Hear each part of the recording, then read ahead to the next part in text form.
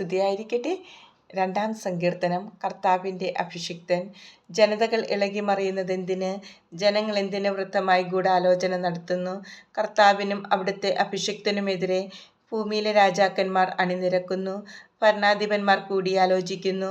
അവർ വച്ച വിലങ്ങുകൾ തകർക്കാം, അവരുടെ ചങ്ങല പൊട്ടിച്ച് മോചനം നേടാം. സ്വർഗത്തിലിരിക്കുന്നവൻ അത് കേട്ട് ചിരിക്കുന്നു. കർത്താവ് അവരെ പരിഹസിക്കുന്നു.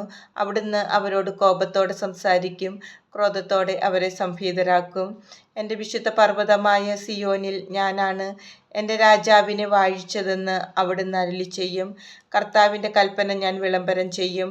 അവിടുന്ന് എന്നോട് അരുളിച്ചെയ്തു, നീ എൻ്റെ പുത്രനാണ്, ഇന്ന് ഞാൻ നിനക്ക് ജന്മം നൽകി. എന്നോട് ചോദിച്ചു കൊള്ളുക, ഞാൻ നിനക്ക് ജനതകളെ അവകാശമായി തരും. ഭൂമിയുടെ അതിരുകൾ നിനക്ക് അധീനമാകും. ഇരുമ്പ് ദണ്ടുകൊണ്ട് നീ അവരെ തകർക്കും. മൺപാത്രത്തെ എന്ന പോലെ നീ അവരെ അടിച്ചുടയ്ക്കും. രാജാക്കന്മാരെ, വേഗമുള്ളവരായിരിക്കുവിൻ. ഭൂമിയുടെ അധിപന്മാരെ, സൂക്ഷിച്ചുകൊള്ളുവിൻ. ഭയത്തോടെ കർത്താവിന് ശുശ്രൂഷ ചെയ്യുവിൻ. വിറയലോടെ അവിടുത്തെ പാദം ചുംബിക്കുവിൻ. അല്ലെങ്കിൽ അവിടുന്ന് കോപിക്കുകയും നിങ്ങൾ വഴിയിൽ വച്ച് നശിക്കുകയും ചെയ്യും.